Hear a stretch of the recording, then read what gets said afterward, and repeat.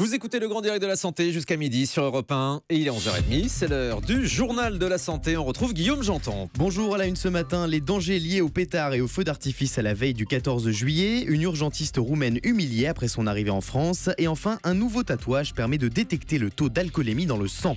Ah, c'est pour Sabrina Philippe. Je vais vraiment vous faire passer pour un alcoolique, Sabrina. J'en ai ramené, attention. C'est dégueulasse.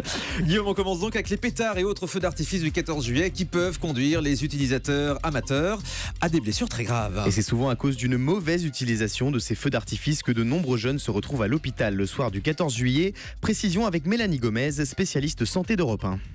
Chaque année, à la veille du 14 juillet, le service SOS Mains de l'hôpital Saint-Antoine à Paris est sur le pied de guerre. Dès ce soir au bloc, ce sont des dizaines de mains accidentées qu'il faudra réparer, les cas les plus graves de l'année. Comme l'explique le docteur Doursounian, chef du service de chirurgie orthopédique, les accidents de pétards et autres engins pyrotechniques font d'énormes dégâts. Ce sont des interventions à la fois lourdes et longues. Lorsqu'il se produit une explosion dans une main, tous les tissus vont être lésés, les os, les tendons, les muscles, les nerfs, mais surtout également les vaisseaux. L'idée en urgence, c'est de garder tout ce qu'on peut garder et donner une morphologie humaine à cette main. Alors souvent, les victimes de ces accidents de pétards doivent subir plusieurs opérations, des greffes de peau. C'est ce qu'a vécu Sébastien, 17 ans, à cause d'un tir de mortier raté le 14 juillet dernier, à virer au cauchemar. J'ai opéré 5 fois, dont 2 greffes de peau, et j'ai eu 2 mois de rééducation. J'ai perdu 2 bouts de doigts, du majeur et de l'auriculaire, et j'ai une cicatrice du majeur jusqu'au poignet et une cicatrice sur le bras. Alors les médecins insistent, ces mains accidentées par des pétards nécessitent parfois plusieurs années de prise en charge médicale et malgré cela, la majorité de ces jeunes gardent des séquelles à vie. Voilà, et on en reparlera demain matin dans le Grand Direct de la Santé, puisque les feux d'artifice, c'est parfois le 13 au soir ou le 14 au soir. On aura donc l'occasion de vous remettre en garde sur tous ces dangers avec les pétards et feux d'artifice. Une femme médecin roumaine humiliée par l'ordre des médecins, ça se passe en France. Cette histoire s'est déroulée dans le petit village de Damvix dans la Vendée, alors que les 750 habitants n'avaient plus de médecin depuis décembre dernier. Le maire du village s'est rendu en Roumanie pour y recruter une femme urgentiste de 40 ans. Après son arrivée en France début juin, cette médecin a rencontré l'ordre des médecins dans le cadre de son inscription et là, tout a basculé. Le conseil aurait estimé que ses connaissances sur le plan médico-administratif étaient insuffisantes et lui aurait demandé de faire une formation d'1 mois avant d'exercer. L'urgentiste roumaine s'est estimée humiliée et elle a préféré retourner en Roumanie. Bon. Un nouveau tatouage permet de détecter son taux d'alcoolémie. Ce tatouage, c'est l'invention de 2 étudiantes américaines de la Miami Ad School de San Francisco et il a remporté un prix au Future Lions 2015 de Cannes qui récompense les inventions du futur. L'idée est simple, une micropuce adhésive est intégrée à un tatouage éphémère de couleur jaune. Cette puce envoie des ondes électromagnétiques pour attirer la sueur et détecter le taux d'alcoolémie dans le sang. Si ce dernier est trop élevé, le tatouage devient bleu. S'il est commercialisé, ce tatouage éthylotest ne coûtera qu'1 € l'unité. C'est-à-dire qu'on se colle ça en fait sur la main et ça change de couleur. Si vous avez trop bu, c'est bleu. Si on a trop bu. Voilà. Faites voir votre main, Sabrina. Alors moi, Philippe. je suis pas bleu du tout. Oh mon Dieu, mais c'est bleu.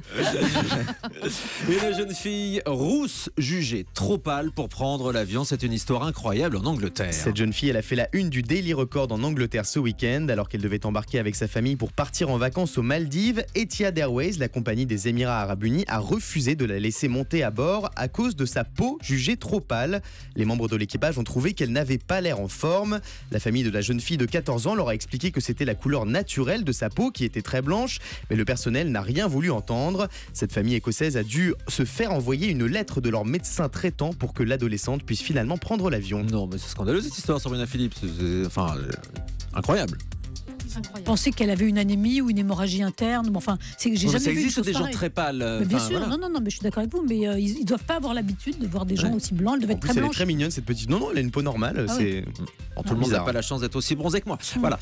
Un important plan de santé pourra faire décoller la recherche sur la sclérose en plaques. Ce plan s'appelle le plan maladie neurodégénérative 2014-2019 et il va bénéficier de 200 millions d'euros pour faire avancer la recherche sur plusieurs maladies, dont la sclérose en plaques qui touche près de 100 000 Français aujourd'hui.